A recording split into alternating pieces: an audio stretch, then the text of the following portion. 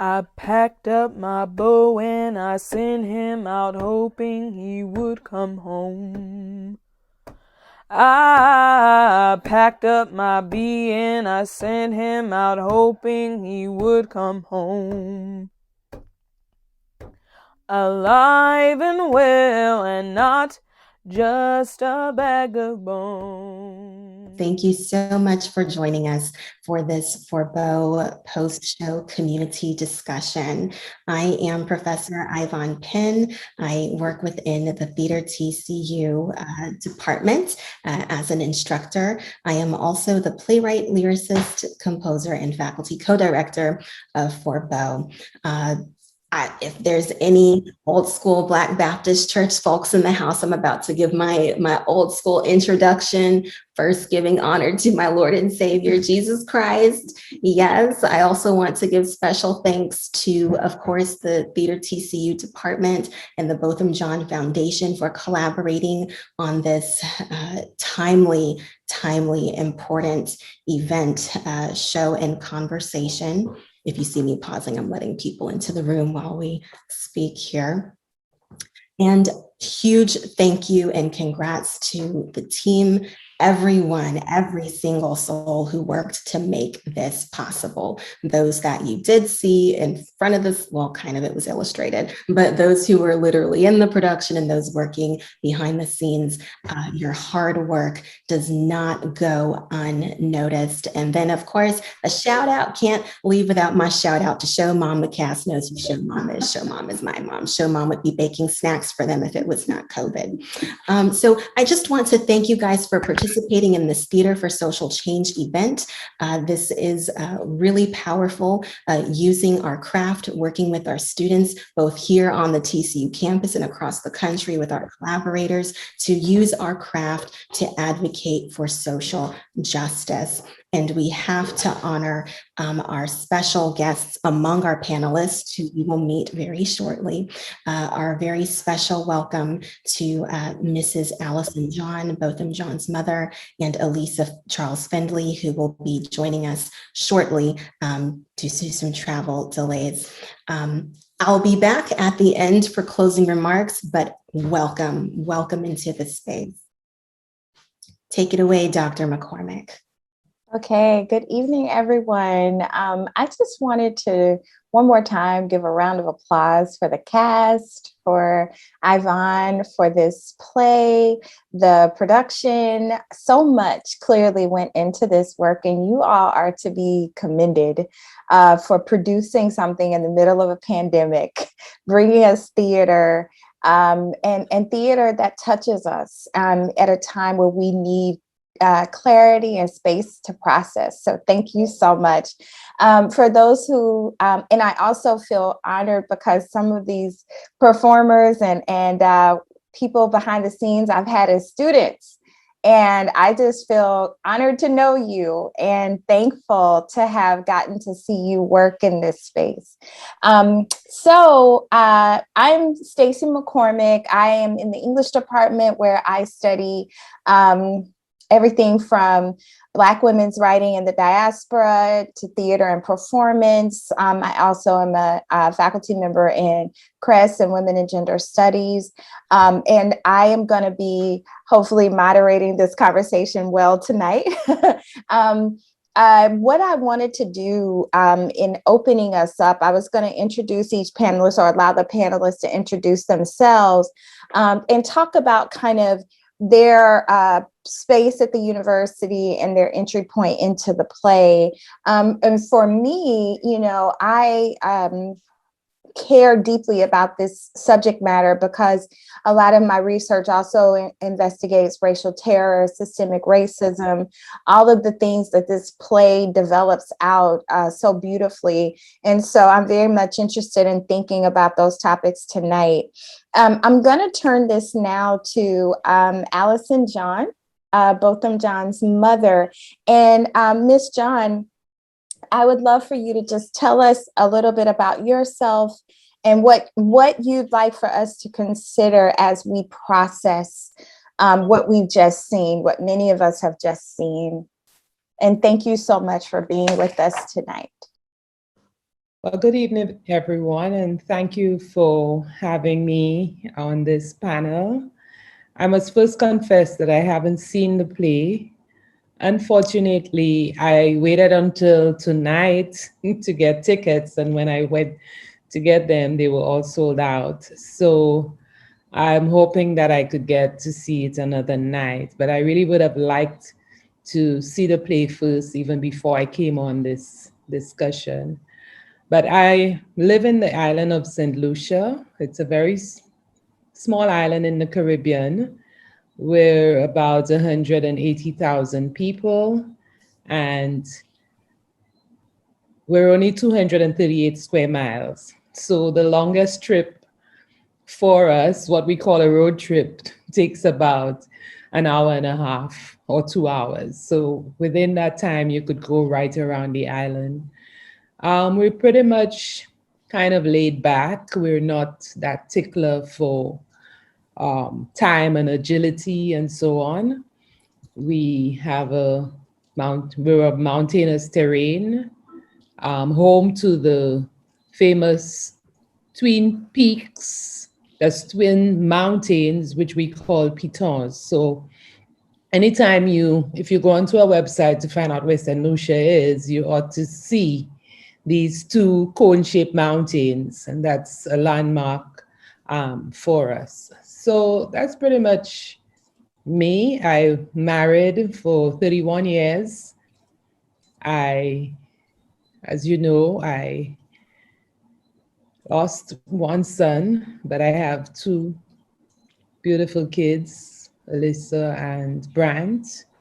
And we are Christians. We worship with the Church of Christ, and we've just built our life around our faith, and that's what keeps us going. That's what keeps me going for sure. So that's me in a nutshell. Thank you so much.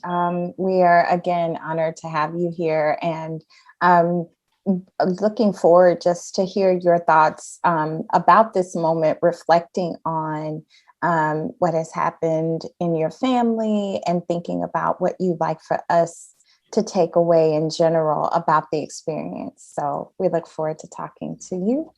I'm going to now turn to the panelists, and they will each tell us where they're coming from the university, as well as their entry point into this play. I'm going to start with Dr. Michael Miller. Good evening. I'm Michael Miller, Dean at Bright Divinity School, which is located on the campus of Texas Christian University.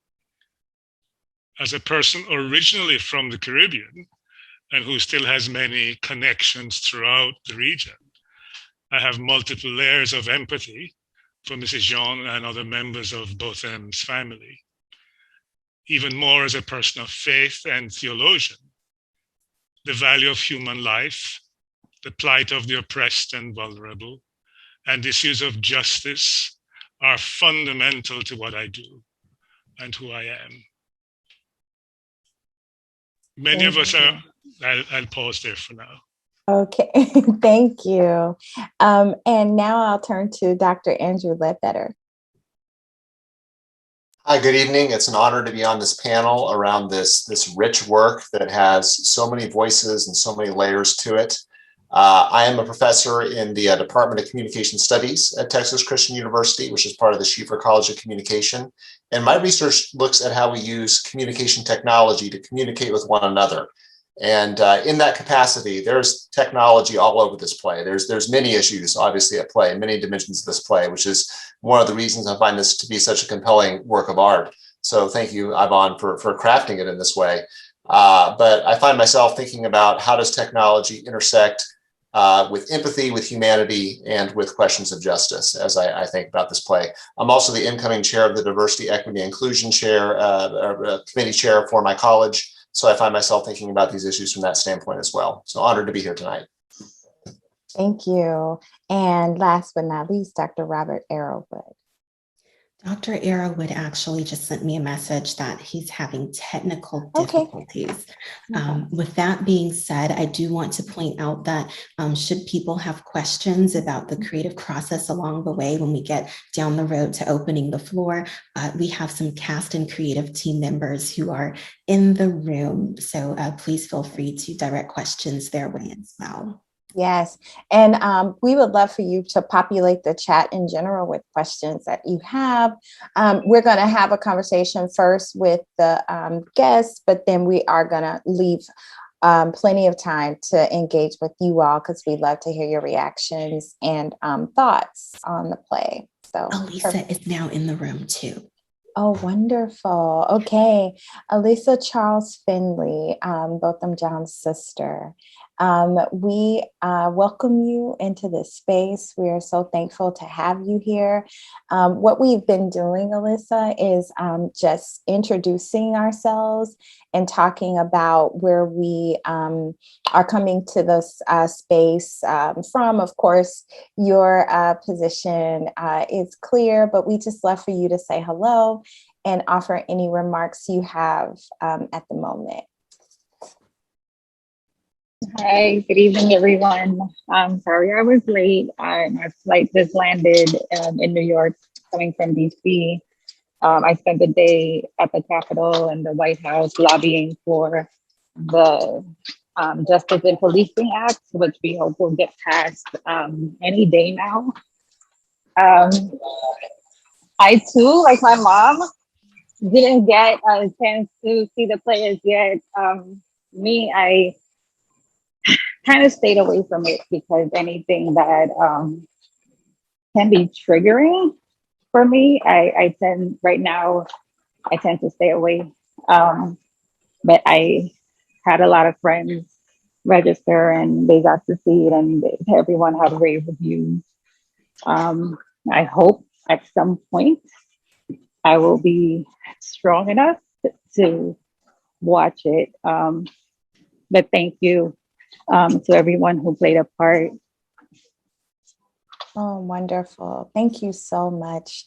And I wanted to first turn the floor to you, Miss Allison and Alyssa, to just share, because one of the things that the play does explore are the impacts of police brutality on families. And I know you've likely been talking about this with legislators and people who are in positions to actually do things about this. And when we think about the significance of, all the things that are happening in our culture and so many families affected, we'd love for you to kind of speak to your own experience and things you'd like for us to know and understand about this, unique position and unfortunate position you occupy. Yes, well, what I think about is when the trigger is pulled by police on another human being and that person dies, it is not only that person who dies, but we must always remember that that person had a family. That person had a mother, had a father, had a brother, had a sister. And in the case of Botham, we were a very, very close-knit family. My extended family is quite close-knit. There are family members who reside in all different states, in Florida, in New York. I have family in England, in Canada, and every single one is impacted by Botham's death. I have grandsons who live in New York. I have nephews, I have nieces. And these tiny kids are impacted by Botham's death. So police brutality does not only affect that one victim, it affects many, many, many people. My husband, unfortunately, he's not here, he's at work, but he's talking about just giving up. He cannot work anymore. He doesn't want to work anymore. And he's one who used to be very agile and up at 4 o'clock in the morning, and he's out in the fields, but he just does not want to do that anymore. On the other hand, for me, I keep myself busy to kind of turn away the grief and the effects of Botham's death. So, and then, like I said in my introduction, I come from a tiny island of St. Lucia, and everywhere I go to the supermarket, I go everywhere, people recognize me and people come up to me. Almost every St. Lucian was impacted by Botham's death. So it's really, I think sometimes I feel that attention is paid to the victim, but we have to see the victim as not just one person, but as a large circle of people who are impacted by that one act of a police officer. Yes, thank you so much. And I think of just the listing of names when we talk about those impacted by police brutality and how much longer those lists would be if we named their family members, right? And all the people who have been affected deeply by their loss and the death of their loved one. Yes, and Alyssa, I would love for you to perhaps speak to this. For me, like my mom said, when an officer pulls the trigger, it not only impacts that individual. Oh no, I think we lost the connection. While we're waiting for her to return, I'll go to our other panelists to further. There we go. I believe she's back. Perhaps we'll give her a chance to respond, see if she can respond. I'm here. I'm sorry. No problem. We understand. This is technology. We're working with what we can. So you can continue your answer from where you left Right. off. So it doesn't just impact that individual. For me, it's the mental health piece. It's living with the anxiety, with the depression, with the PTSD. No one prepares you for that, because no one prepares you to lose a loved one suddenly at the hands of a police officer. And it's not just, when you lose your loved one that you go through the anxiety and the PTSD. It's every time there's another victim, you have to relive that trauma all over again. So police brutality, police violence, police terror, whatever title you want to put on it, is something that we all should stand against. I saw with the hate crimes on the Asian community, how quick there was a bill in place. And we're fighting for years now to get something decent in place for police brutality against our Black and Brown community. Like I said earlier, I was at the White House.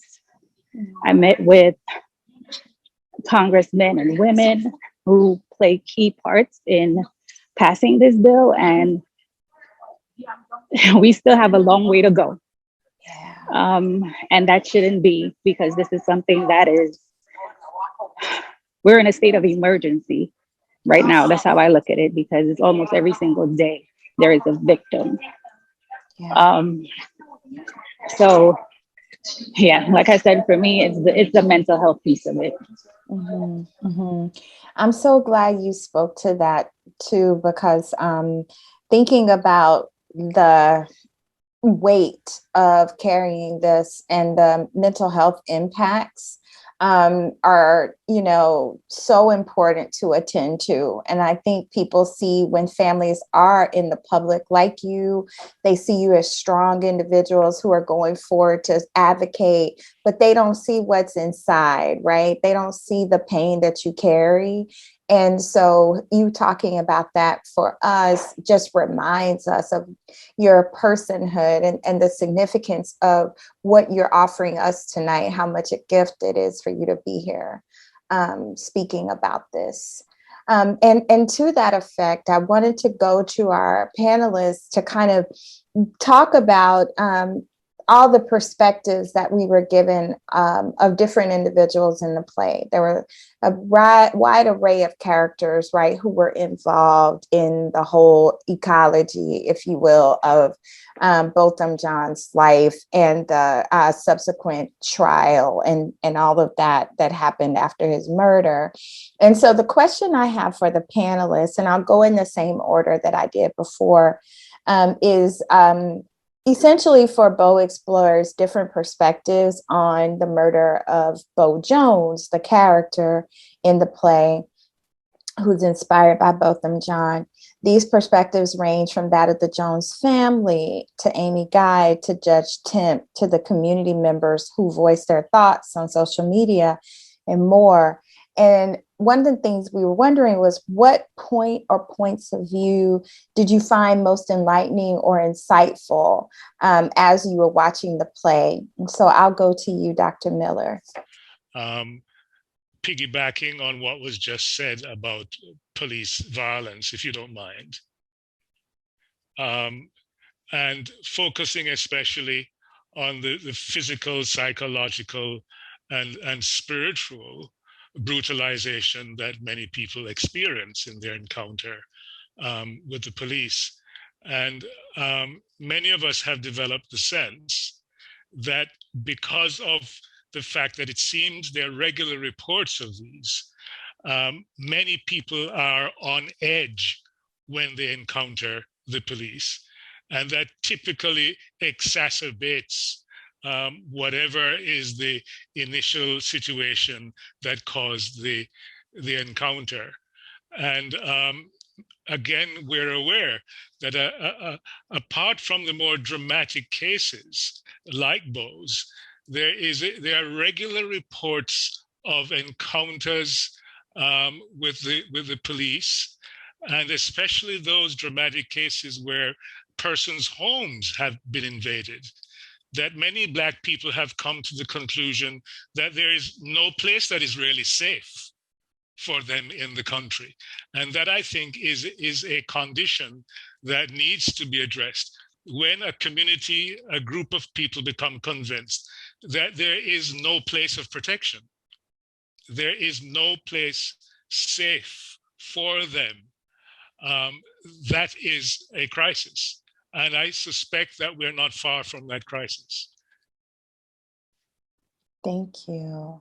I'm going to put this to Dr. Ledbetter next. And boy, I like the question, but I also think that I might kind of sidestep the question just a little bit because in seeing the play again this evening, and then I was privileged to see it last February, and it's amazing to me just all that's changed since then in our world, certainly regarding racial justice and many cases and conversations that have happened since then in the news.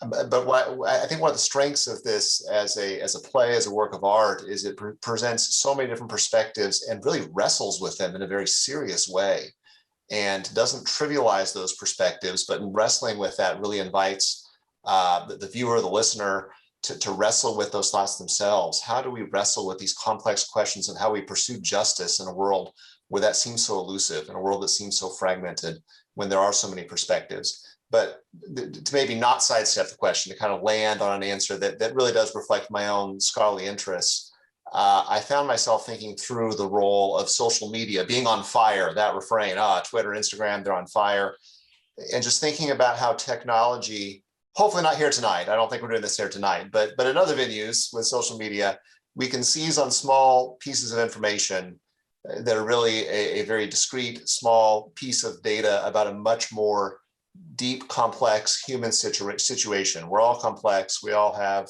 various thoughts, emotions. We all have ways we struggle with right and wrong. And to see that move into social media, there's potential there certainly to advocate for justice, to advocate for things that are good, to advocate against injustice. But there's also a temptation that I think we all too often fall victim to, and I'm preaching to myself here, to take these things and trivialize them as entertainment. You know, it's fun to get on social media and say things that roast other people or make light of situations that really are very serious. So I liked this evening. I mean, there's so many things I appreciate about the play and so many perspectives that are worth considering in this play, but that perspective and that commentary on how we use social media on this constant basis to comment on society. And yes, maybe there are ways that is helpful. Surely there are. It can magnify marginalized voices, but it can also lead us to trivialize things into entertainment that really should not be treated as entertainment.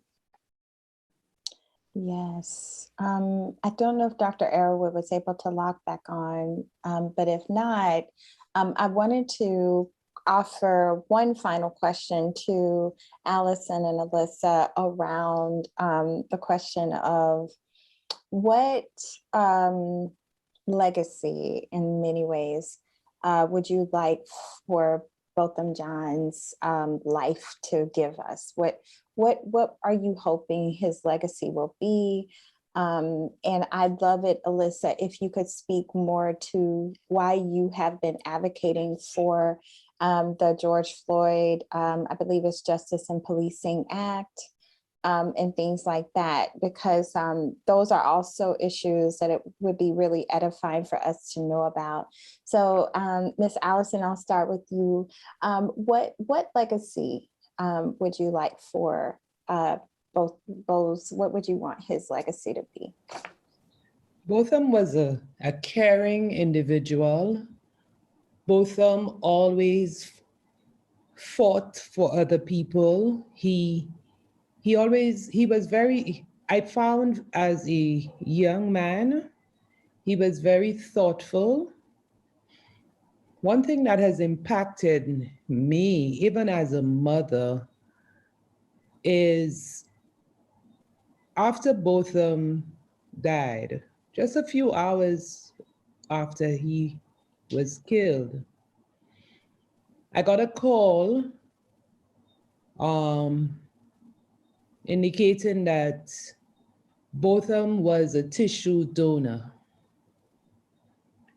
And so they needed my permission to take his tissue. That was a very painful thing, a painful response for me to give.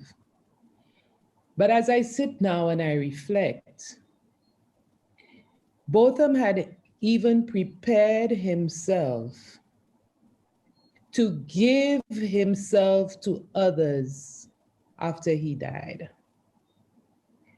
And I am over 50 and I have not signed up to be a tissue or an organ donor.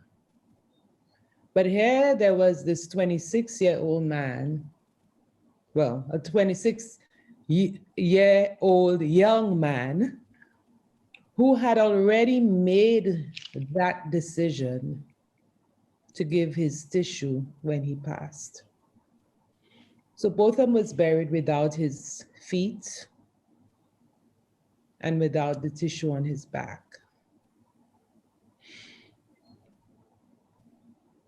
When I had to make the decision, I thought of what would Botham do? And I do that for everything that we have to do. Even while we're discussing, we're having discussions on the foundation, I always ask the question, what do you think Botham would have done? And that propels my decision making. And I know that I had to say yes to these donor people because that's what Botham would have done. And so Botham's legacy was really, we have put Botham's legacy into action through the Botham Jean Foundation. at a very young age, I think when Botham went to Harding University,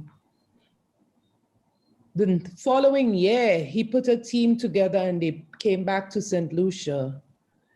And he brought them to the delinquent boys' home. He brought them to the elderly, the senior citizens' homes. He went out in the community doing chores for the elderly. He went to the orphanage. And that was all he was about. He spent all his little money, and mine too, but it was just helping others. And so while he had his secular job, and he was a leader in his own right, and he worked hard at PwC, but deep down inside, Botham was all about helping others. Botham drove me around Dallas and pointed to me the homeless, and it bothered him. He couldn't stand to see the people sleeping under the bridges and in the parks. That's what he was about. So his legacy is one that touches people. And so one of my painful thoughts is that Botham died to the extreme of how he lived. Because for someone who cared so much about people, but he got a bullet from someone who did not care about people. So he did not get the reciprocity of what he gave. And that, for me, is the most painful part of Botham's death. What he gave of himself, he did not get it in return. Thank you so much. Just sounds like a beautiful, beautiful spirit, and so thankful that you're carrying on his work with the foundation. Thinking about the injustice of the loss of him and his murder, Alyssa, I would love for you to speak about what justice might look like for people, for both for people who've been killed by police, and your work with the George Floyd Justice and Policing Act in Congress. I think in order for there to be justice, there must first be accountability. And that's part of what we're seeking in the George Floyd Justice and Policing Act. There must be accountability for these victims. These police officers need to be held to, in my opinion, a higher standard than regular civilians, because they're the ones trained to serve and protect the community. We went back and forth today on, what would that accountability look like? What would make police officers want to resort to de-escalation rather than shoot to kill. And we came up with, to me, the only way, someone would stop and think is if you affect their money, you affect their future, you affect their retirement. So we came up with possibly having their pensions deducted for any excessive use of force. It could be, the first infraction would be $25,000 deducted from your pension. The second one would be another 25, and then by the third one, you're fired. So we went back and forth on different ways, because if right now, one party wants only the police department to be held liable and not the officer, while you know, the families are saying the police officer is the one who pulled the trigger, they should be held liable as well. So that's where we're going back and forth in the Justice and Policing Act. I don't know, I guess if you're not affected, or if you're so far off, then you will not be able to see the importance of accountability. And that's what I gathered from, you know, meeting different people on the Hill. But something has to be done, and something has to be done now, because like I said earlier, every single day there is a new victim. And I'm raising 3 boys, and it's scary for me if my boys just want to go to the park. And I cannot have them, you know, so sheltered that they don't get a chance to live just because of my fear. So I'm really hoping we get to an agreement on what this policy would look like, and that we could get it implemented as soon as possible, because I don't want my boys to grow up and not get a chance to live. Yeah, thank you so much. So much of what you said resonates with me as a mother myself. And I think about this idea of protection and the degree to which there's so much feelings of being unprotected for people, for Black people in this country when it comes to the police. And I thank you for your work in working to address the problem, working to do more to make sure that there aren't more people who are on the other side of, you know, the violence that is just entirely unacceptable and too prevalent. And I think Dr. Miller wanted to also offer some words of follow-up. Listening to the reflections of the family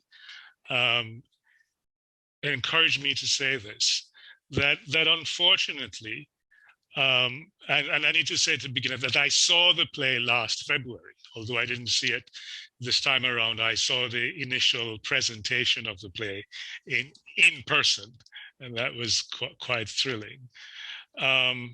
What is not thrilling is the recognition that what we're facing is much more than a police problem. That as the representatives of what we call law and order, the police oftentimes are carrying the spirit of a sociocultural dynamic, which has on the flip side of what we are calling white supremacy, a perception of Black people that we're less than human and we're barbaric. And as such, we're always perceived as a threat to civilized people and orderly society. It means that in times of tension, the reaction to Black people will typically be more extreme than the reaction to other peoples, because we are less human and because we are barbaric. That's the representation that has been reinforced for centuries in this nation. And as some people would say, that's the representation that has become normalized. So at an important point, it is not solely a policing problem. So being careful about who becomes police, being careful about anti-racism training is one level. But at a more important level, it is radical social reorientation that is required, so that the communities and the socialization that produce people that become police will be different. And for me, this is the massive challenge that we need to face together, so that however good Botham was, he will never be seen by many as more than a subhuman person who is a threat to civilized society. Yes. I will pause there. No, I appreciate that. And I think it's important to call attention to the systemic nature of this issue that is also about people's internalized anti-Blackness and, participation in white supremacy. So this system, right, even as there's accountability, it's a continual cycle, more families, more people grieving, and all the ways that this continues to become perpetual. And I just appreciate you calling attention to that, Dr. Miller, and the incredible radical work, your word, radical, that needs to happen. I mean that literally, from the roots. That's right. I mean that literally. That's right. That's right. I wanted to give the actors a chance to offer some remarks. Zana Woodard, I hope I didn't mispronounce your name. Since we are in a communal space, our goal was for people who had questions, if they felt comfortable, to ask them themselves. Would you mind coming off mute to ask your question? Good evening. Thank you for allowing me the opportunity to ask my question. And again, specifically, I'm curious to hear from the actors how they've been impacted by being a part of this, especially given what's been happening recently and continues to happen. Obviously, we're not living in a bubble, and all of these things impact all of us in different ways. But I'm curious for our young folks who are hoping to have a career in a profession that has the chance, the opportunity to get us to engage with these topics in a different way. Thank you. Thank you. And I'll let the actors respond as they are so moved. I know personally, I've never worked on a piece of work with this much grit and this much heart and this much of a message. And so I know that even from the beginning, working on it as a stage reading, I knew that the process leading up to it, and of course performing it, and then what would come after would be so important. And so all of the work put into it and the work out of it, of course, growing up as a Black male, hearing things from my mother and my family on how to go about life and how you'll be seen and things of that nature. It was definitely hard growing up, but of course leaving on my own, 9 hours away from home, it's been more easier to see now outside of that comfort of being home. And so I think even now with everything going on with the discussions and things of that nature, it's been eye-opening to realize that the world is unfortunately this way, and that we have this platform to use it in order to produce work that needs to focus on these problems that are going on in the world.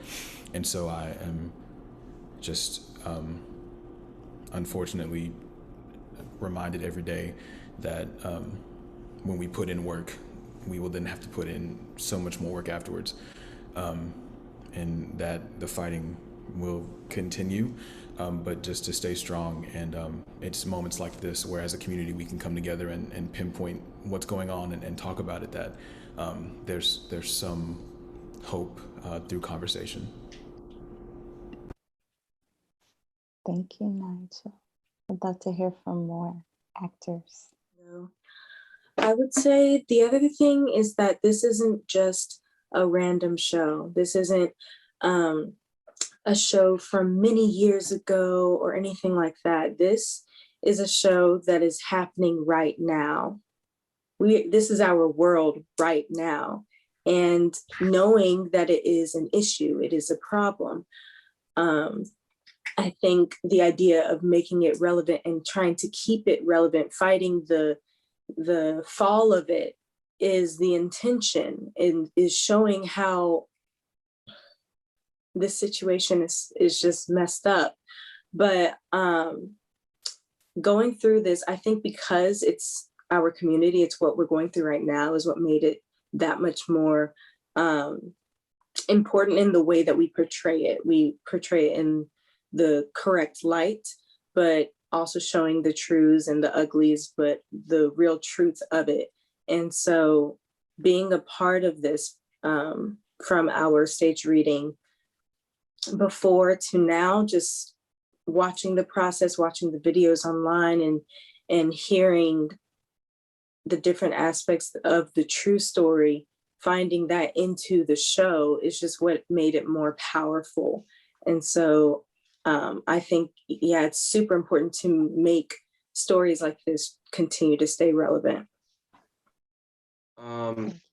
So one of the experiences I had with doing the show was first realizing how everything going on in the world and how us doing the show kind of worked together to create this very, very topical work of art that really challenged things up front. This is one of the first shows that I've ever been a part of that has really dug into a kind of a next level issue and combated it so on the head, I guess, or it hits the nail on the head really hard. So I was really thankful to be a part of something that gave people a chance to have to deal with the reality of the situation at a very first person time. I mean, I don't think in many other ways, as much as watching the videos and educating yourself on it does for you, I feel like the experience that we were able to offer was something that I hope moved people in a different way. But I will also say that a sadder truth of it for me is that more than ever, this show and everything that's going on has me thinking more and more about myself in the situations of Bo and B. I mean, I consider that I'm a 20-year-old, lighter-skinned Black man who lives in Minnesota and could potentially drive down the same streets that Dante Wright drove down. And it truthfully, that scares me every day. And it also scares me for the fear of my classmates and friends that were a part of this show that could also, for no fault of their own, have the same fate. So while I was really happy that it also got to spread awareness and get this story more known, I think because of everything that's going on, it is also a reminder to not only me, but everyone else, the reality that we face. Yeah, I honestly have to say that after this whole process and after the past year, I've become so desensitized. And lately, I found it really hard to sit and think about the things that have been going on. Like, I barely followed the Chauvin trial, and hearing about Duante, like I couldn't bring myself to read the articles. I just read the headlines, got the specs, because, putting myself in that reality again after, being a part of this play and reliving those moments with my castmates over and over again, it's a hard thing to do. Even so, though, I think that the alternative ending that Ayvaunn presents at the end of the play allows me personally to, turn that grief that I have been trying to, run away from into action again, in order to achieve that vision presented. So I am grateful for that. Yes, thank you so much, Arielle. And we're gonna now and I'd love to hear if other actors have responses to these other questions, but I wanted to return to a question that was directed to Miss Allison and Alyssa. And it deals in many ways with what the actors were talking about, which is not only the ways that they've had to kind of be vulnerable in taking on these roles, but thinking about how to moderate a sense of care for themselves in the process. And that it's really difficult to inhabit these stories and walk away, and try to maintain a semblance of hope and a feeling of safety, even where there's this kind of sense of ongoing unsafety when it comes to policing. And so Miss Allison and Alyssa, I would love to hear from you all. For a question in the chat, they're asking, as a family with wounded spirits and hearts by the death of your beloved son, how do you communicate with other mothers and families who've experienced something similar? Have you had the opportunity to do that kind of thing? And then also, how do you take time to tend to your own grief, to support yourself as you do this critical work in the legacy and honor of your son and brother? I'll start with Allison. I have reached out to many mothers through my attorneys.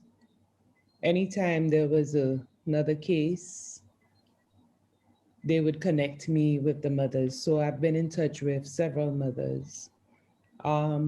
Even here in my country, St. Lucia, I have reached out to mothers of victims, whether it be police brutality or just general sudden deaths.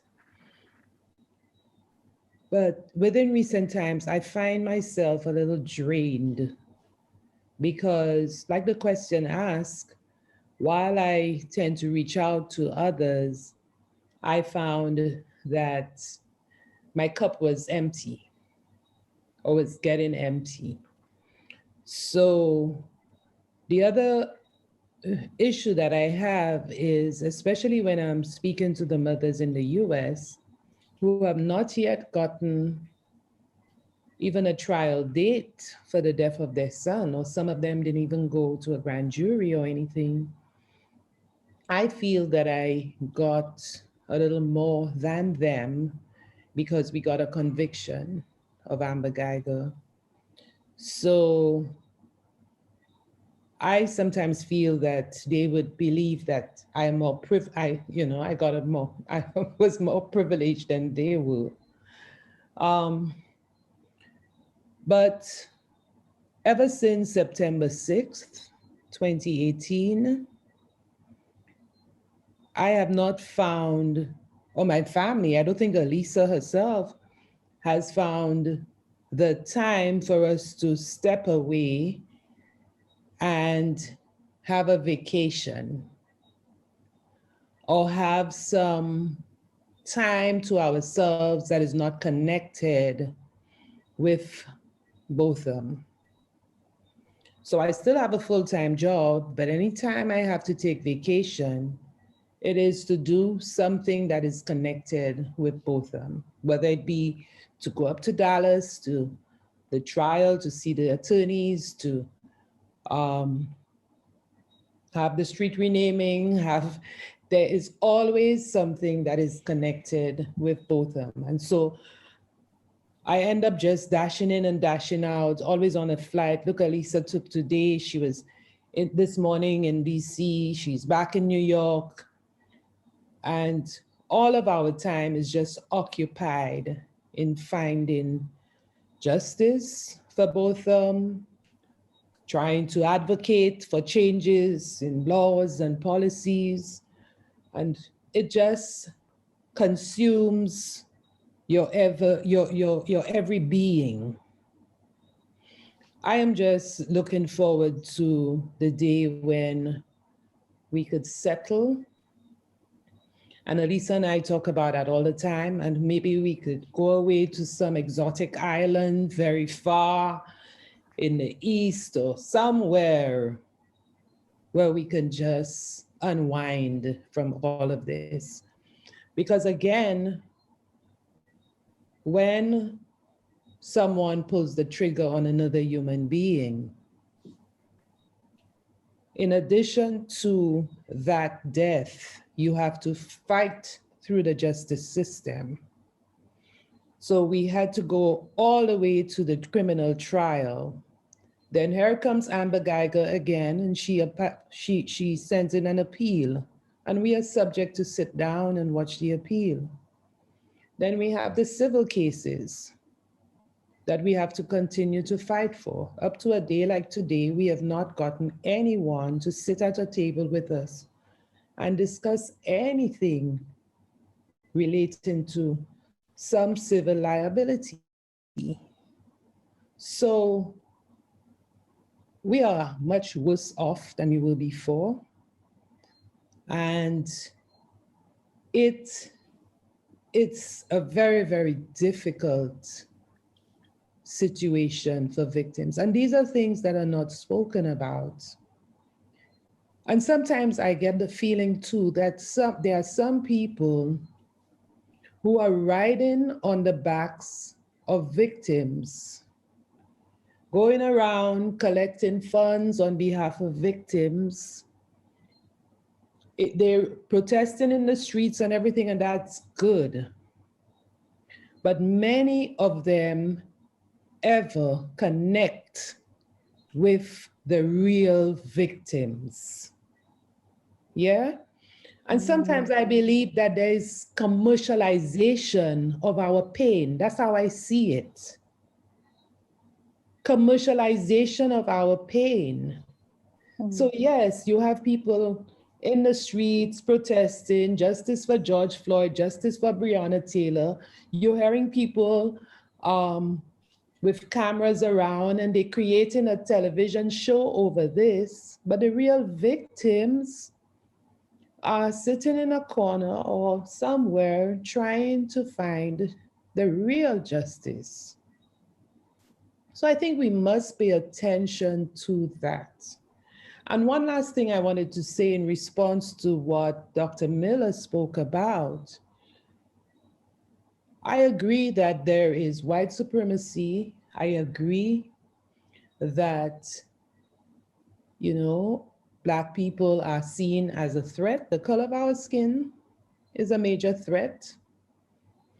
But the training that is given to police officers, I don't believe that is just coincidence that in every single US state, police treat Blacks the same way.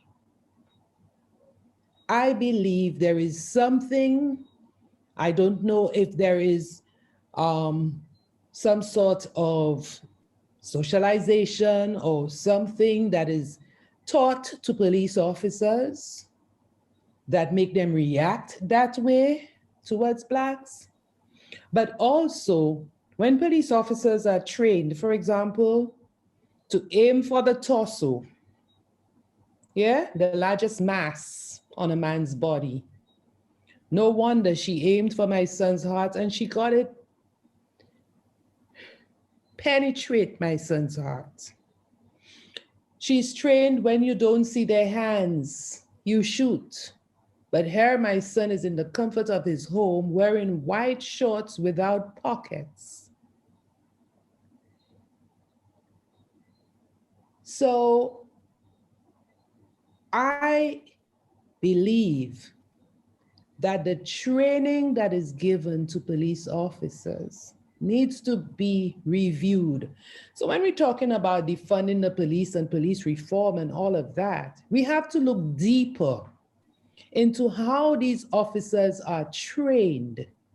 And how is it that if they were given 8 hours of de-escalation training, they don't ever try to use it on a Black man or woman? How is it you could see a white man with a knife in the street aiming for everybody on that street, And police officers surround him and they're able to capture him and get that knife from his hand.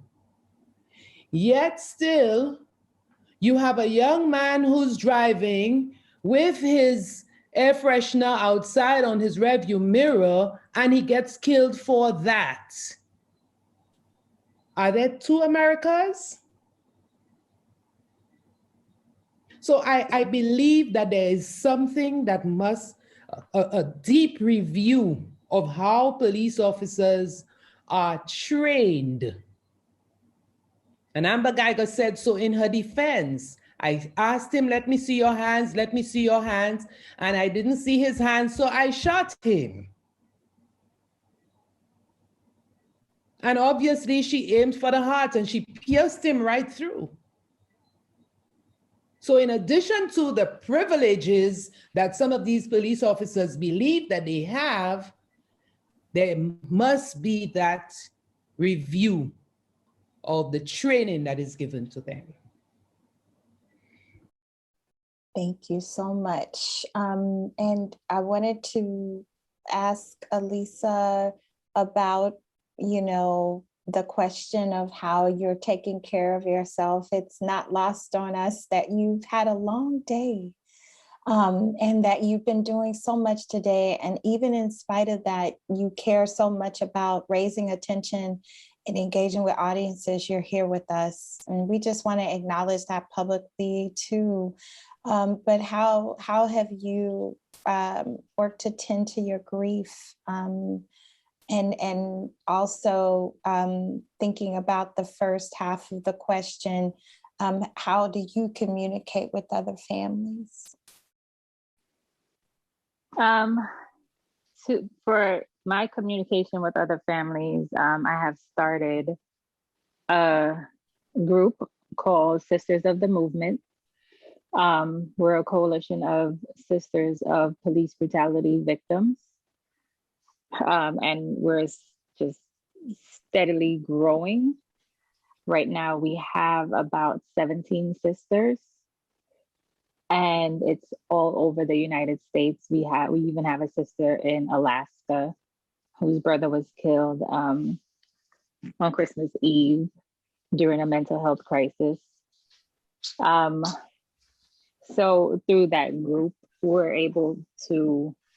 I'm able to reach other families, as well as through our attorneys, Ben Crump. Whenever he has a new client, he would reach out and put us in contact. So I do that as well. I know for sure Sisters of the Movement has been helpful, in a sense therapeutic, to know that there are other people that you can lean on who knows exactly what you're going through. So if there are days I just feel like, I just need to scream, it was a rough day, they know it because they have those days. So that's my family contacts. And in terms of, what did you call it? How do you tend to your grieving? How do you tend to my grieving? I don't. This year will be 3 years since we've lost Botham, and I don't think I've grieved at all, because for the entire first year, I was just stuck on anger. I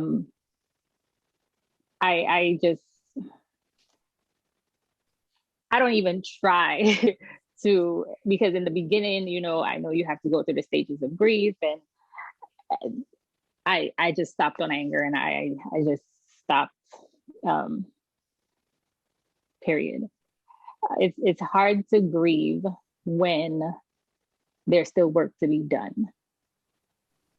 It's hard to grieve when every day you turn on your TV, there's a new victim, and you're just back to reliving the trauma. So when you think you've made some progress, you go back to step one. So it's really hard. Like my mom said, it's ever since September 6th, 2018, everything has been about fighting for justice for Botham, and then it's now we're fighting for the civil trial, and just Tuesday we had to go through the appeal. So you're just in a constant fight mode. So there's no time to relax and just be. As soon as my eyes open in the morning, first thing I do is thank God for a new day, and then your mind just starts to go back to all the things you have to do, all the things you know that you've been through, and then you always go through like, is this really my life? Did Botham really die? It's so there's I don't know when I will get to the point where, you know, I could just be and just relax. I would love to get to that point, but I don't know when yet. So I appreciate that, and I hope that I what you said resonates in terms of not being able to fully grieve because there's no real closure, and the wound that was opened up for you is continually open and picked at by all of these ongoing acts of violence. And so I hope and pray that there will be a space for you to be able to tend to your heart and your grief, because we need you and we appreciate you and your presence, and the light of your son and brother living in you.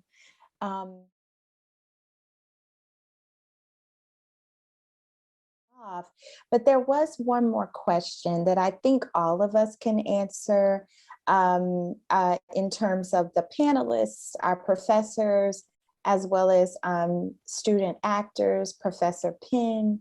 And it speaks to this question from Alexis Villarreal, who is asking essentially how we as a university community take a stand to end police brutality. And this is something that's been on my mind because I'll sometimes in academia, Alexis calls it the TCU bubble, that we're kind of ensconced in this particular setting, almost separate from the world sometimes as it goes on. But the university has a critical place in dealing with and confronting these issues, as well as the theater space.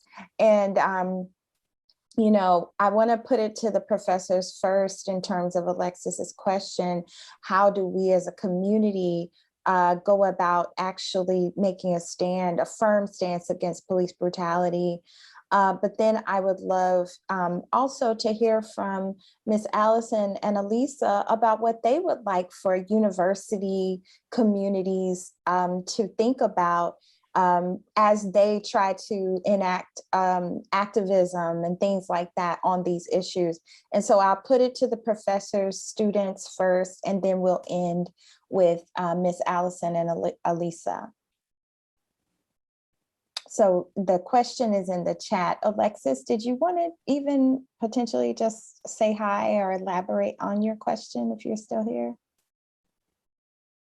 Hi, yes, I am here. I'm sorry, I'm currently driving home, so I'm on my phone, but so I can't turn on my camera just because I'm focusing on driving. But really, I just wanted to ask this question because I'm in Professor Penn's class right now, and I have noted, like, she was really my only professor or her, and actually I have Dr. Ledbetter too. So they were the only ones who really like made an effort to even like discuss what is going on in our society and like bring up the topic of like the Black Lives Matter movement and everything. So I just wanted to hear their plan of action on how to execute on TCU's campus, because like I said in my question, like our TCU bubble, I would say, is predominantly white, and I feel like there's so many people uninformed of this topic. So I just wanted to hear their thoughts on it. Okay, thank you so much for the question. Professors Miller and Ledbetter and Penn, did you all want to speak to this first?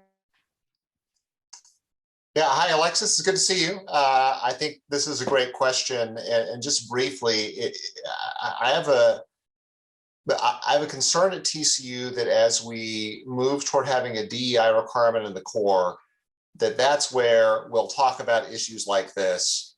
And then that's it. We can wash our hands of that. Now we'll go talk about the other things.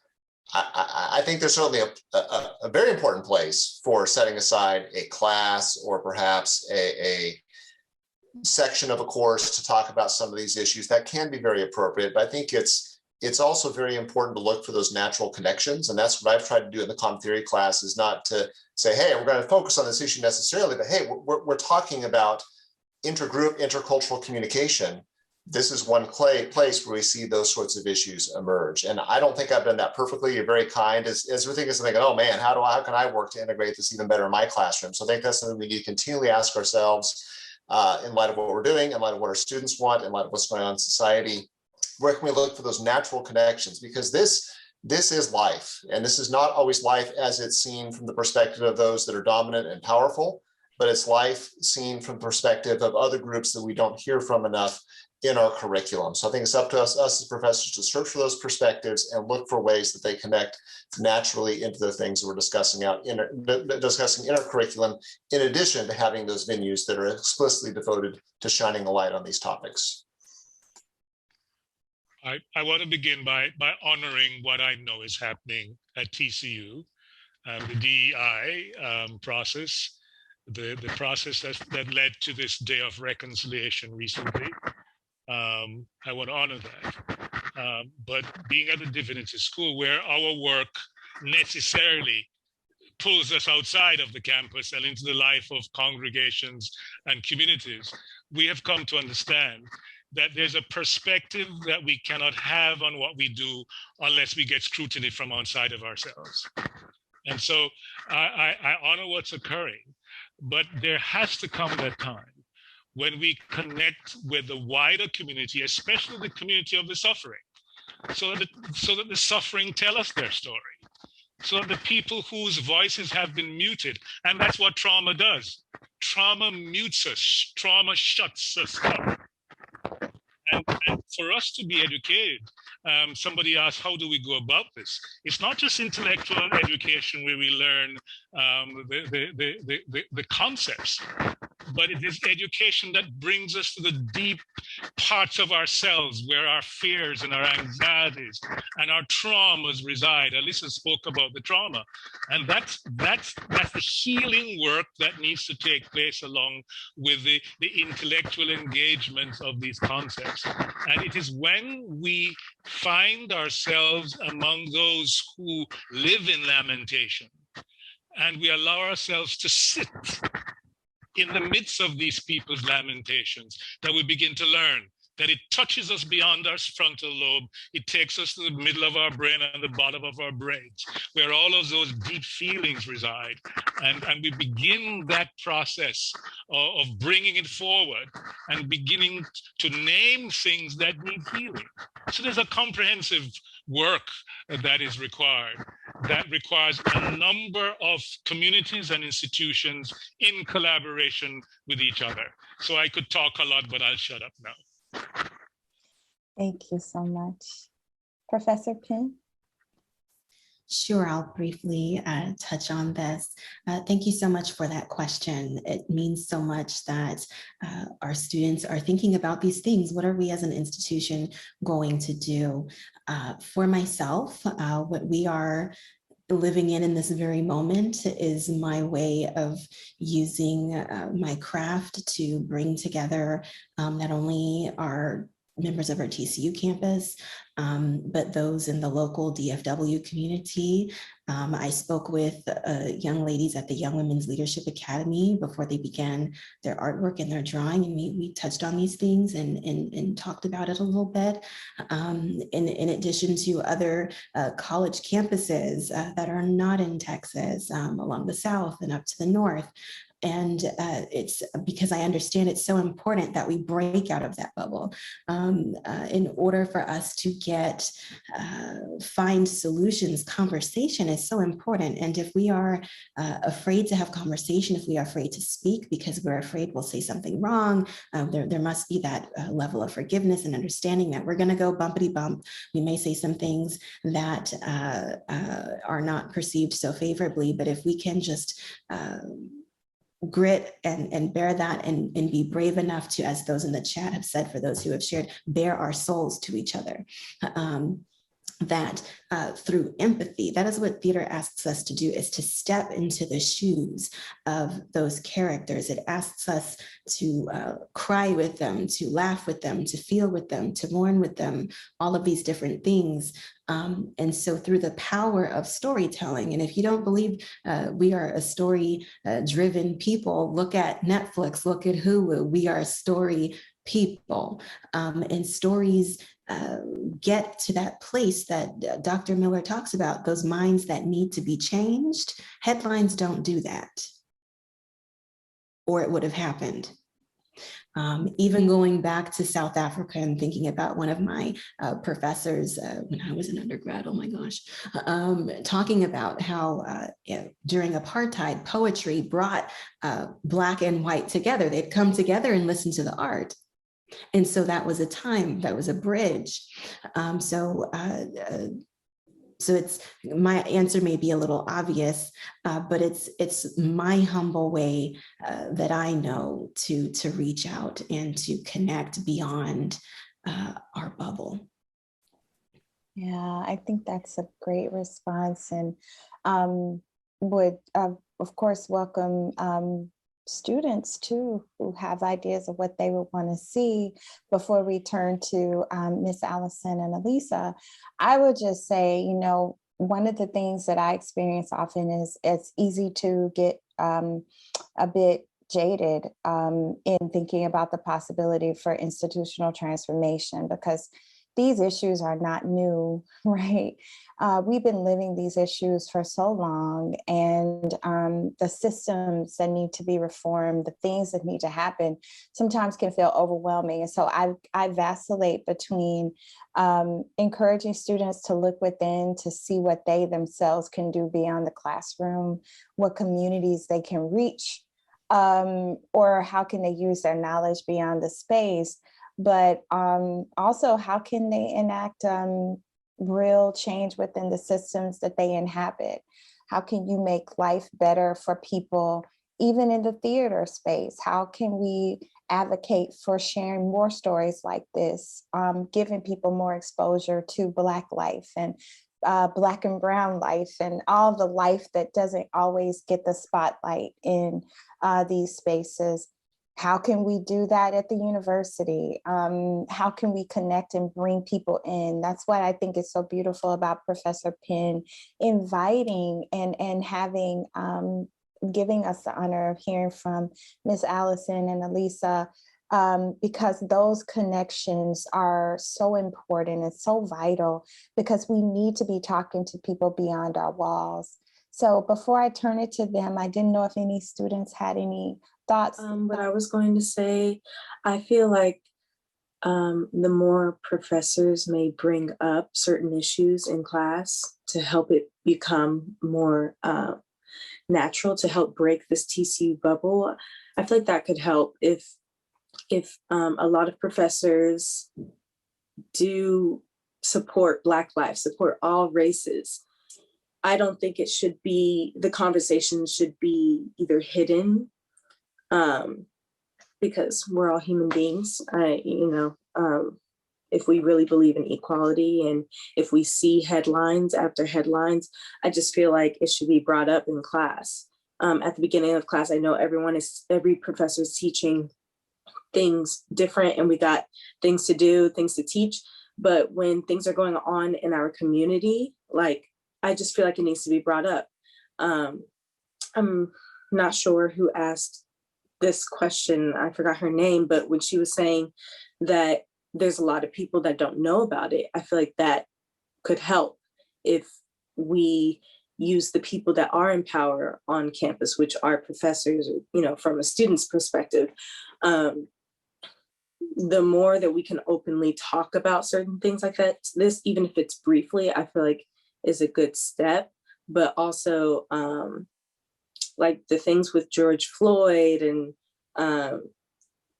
things that went viral, making TCU needing to make a statement or something on their website, like just publicizing the issues that we see, and how does TCU go about doing that? I just feel like it needs to be brought to the forefront rather than on the website, it's just saying DEI, we promote this, what's actually happening. I feel like that could help break the TCU bubble. Thank you so much. Yes, and I just wanted to hop in really quick and speak. I'm Ashley. I was the student co-director for this project. And I've also, shout out to Dr. Chantel Carlson in the room.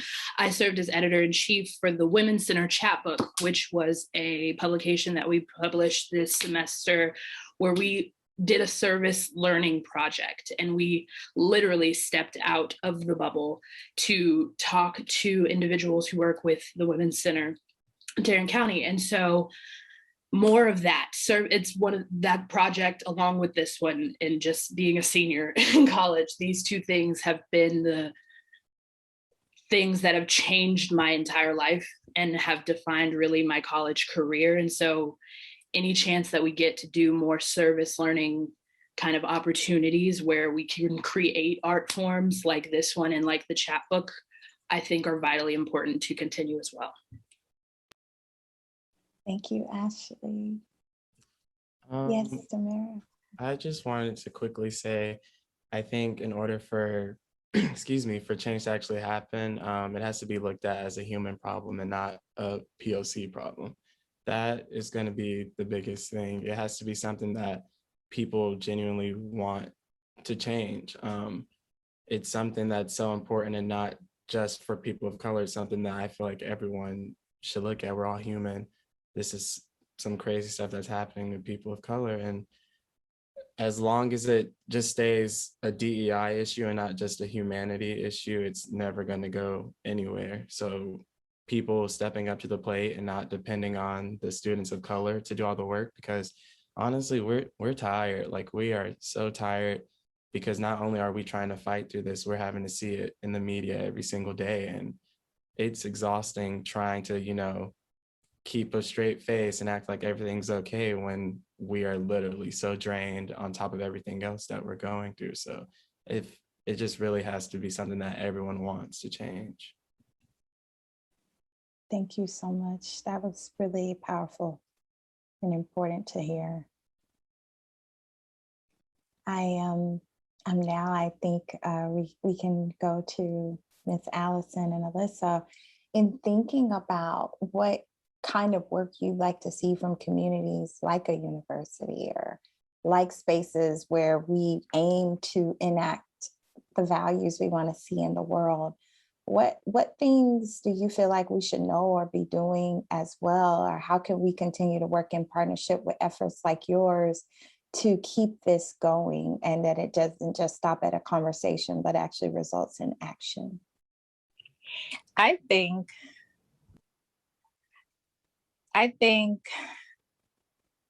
not remaining quiet and not thinking, you know, it's happening out there and not in here. Even with churches, this is a Christian university. I know, I would speak for my church. Before Botham, there was never mention of any police brutality victims. There was never mention of social justice. There was never mention of racism within the church. So I think we need to step into this current climate, this current time, and start having these uncomfortable conversations.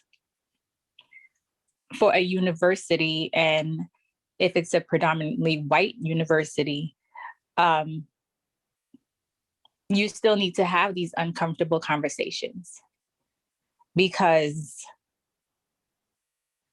I know for PwC, after Botham was killed, they had the conversation as an organization. They had the conversation on race and diversity, and they were asking all the Black employees, like, what are you facing? And to them it was eye-opening, because they never thought that an accountant or someone that's working for the largest accounting firm in the world could face racism.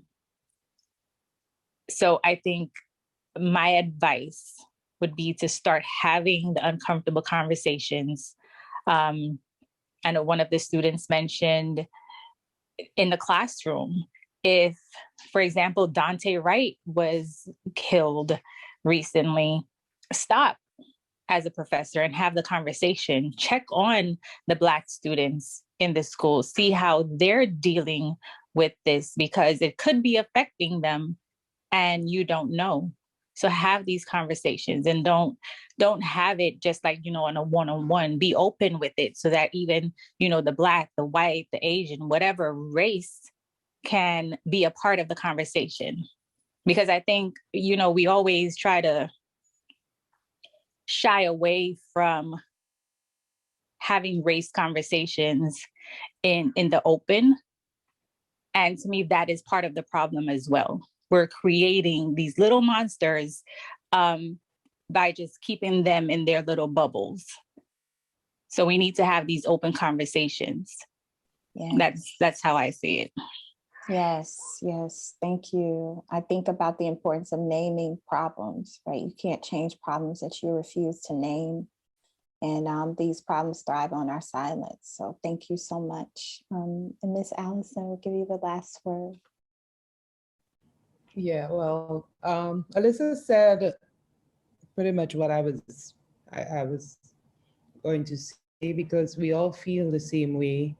But I want to commend TCU for this discussion tonight. And while we were speaking, I was wondering whether the university that Botham attended, Harlem University, which is predominantly white as well, whether that conversation takes there. In fact, I am going to ask whether they've had discussions like that, because I think that's where it starts. There must be the realization that people do believe that they are more privileged than others, some people. And I find even among us as Christians, we all speak about one love, and God is love. But at the back of our minds, there are still some inhibitions about people of different races. So like Alisa is saying, which I agree with totally, these uncomfortable conversations must be had.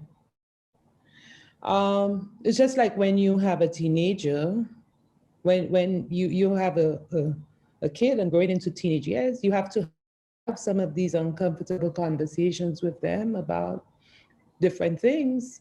I believe the social issues that are coming out in our society needs to be spoken about. We cannot sweep them under the carpet. So in 2019, the Abilene University, together with the Dallas West Church of Christ, had a racial unity conference in Botham's name. And there was some Christians, members of the Church of Christ, who got emotional and said that they admitted that they were racists. So it's coming out of conversations like these, but there must be, at the end of the conversations, call to action, so that you don't just talk and talk and talk, which is extremely important, But you could be advocates for some of the bills that are being passed or being discussed, for which we are having a hard time passing. You could advocate for the treatment of victims who have been impacted by police brutality. As a university, collectively, you are powerful because you're the ones churning out the leaders of tomorrow. So the impressionable minds that you have right now, if you nurture them into thinking in a certain way, when they get into the wider society, we're hoping that they would have a more positive impact on these issues. But being mute and being silent and hoping that it goes away, it doesn't. So after September 6, 2018, I thought that Botham's death would have just shown the United States the extreme of police brutality. Having been shot in the comfort of his home, he was innocent, doing nothing, and all of that, and it was all a big mistake. And I really expected that this would have been the last case that you would have heard. But fast forward to 2020, 2 years later, came Breonna Taylor, Ahmaud Arbery, George Floyd, Rashad Brooks, and the list just went on and on and on. And then we have not even touched the first half of 2021. And look, so many, during the time that we're following Derek, what's his name? Chauvin's case. You get in the same state, you get Dante Wright. I thought it was my taser. Such an extreme between a taser and a gun, and a child gets shot. In Chicago, another one gets shot. In North Carolina, in South Carolina. When does it ever stop? To the extent that I, as a mother, as Botham's mom, I watch CNN right here in St. Lucia from morning until night, and you don't even hear reference to Botham anymore. Botham is already forgotten because there are so many that have come after him. When will it ever stop?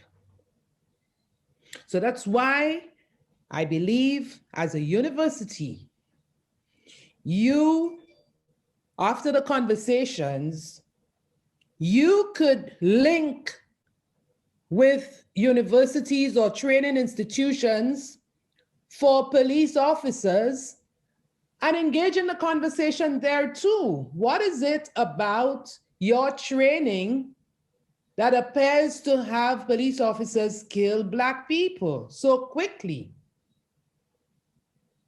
But somebody needs to do it.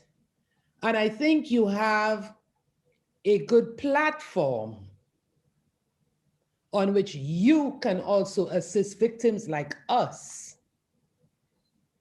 in stemming or quelling this, what seems to be this terrorism that's happening over the United States.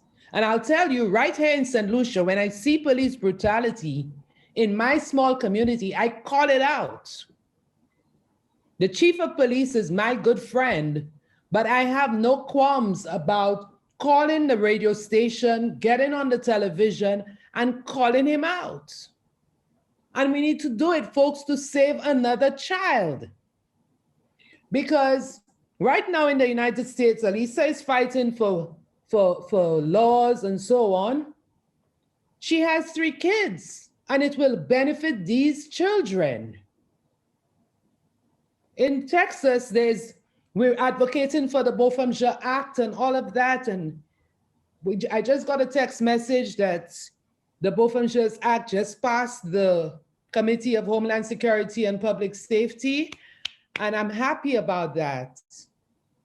But do we have to fight so hard to make changes that can save another person's life? So these are the conversations that we must have. And I'm really happy that you've started it.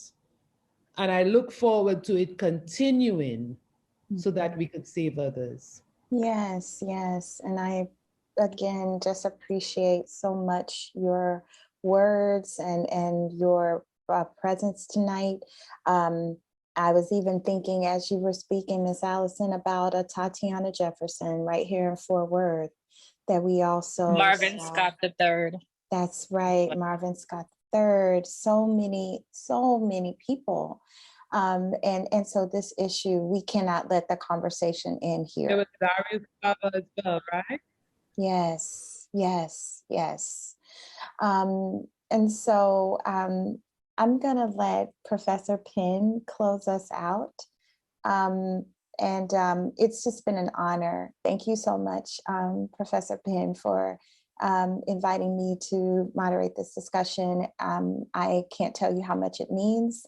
And thank you so much for your work. Absolutely. So thank you all for being here. Mrs. John, I just want to share with you briefly, I will not call out, y'all may want me to call out, but I won't call out. I did reach out to law enforcement and the crickets chirped,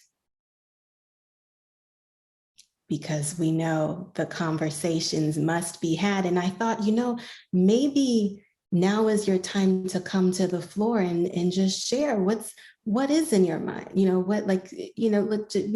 just, as a community, we want to understand what's going on. But anyhow, I just wanted to put that out there.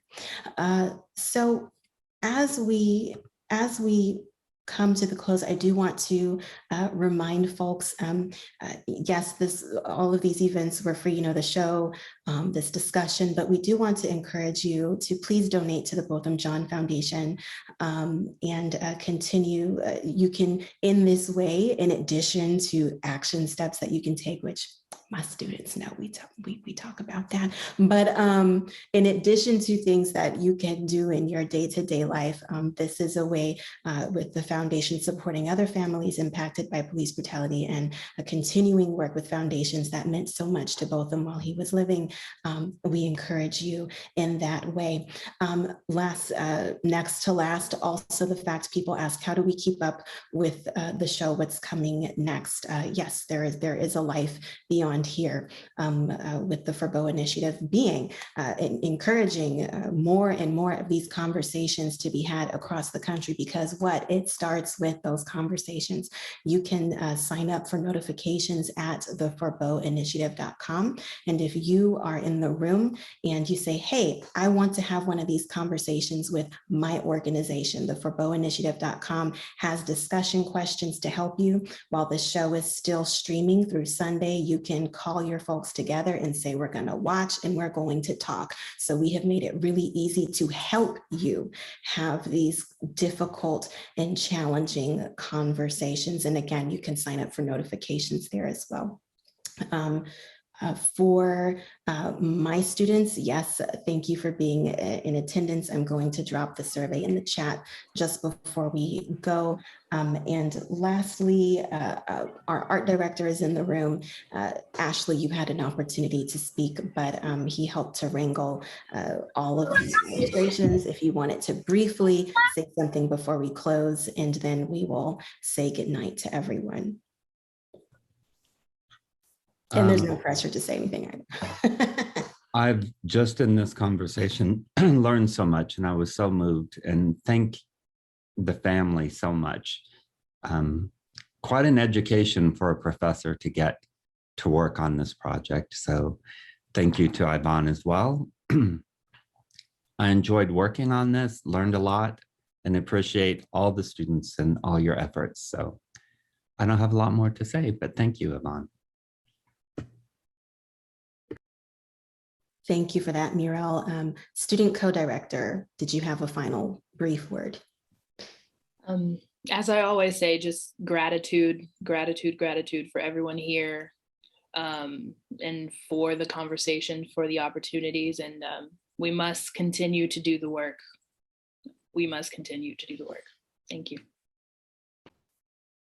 Thank you. Again, thank you to everyone who helped to make this possible. For my students, the survey link is in the description. And folks, that is good night. Thank you, everyone. Goodbye. Thank you. Bye. Thank you. Thank you. Thank you so much. Thank you. Thank you.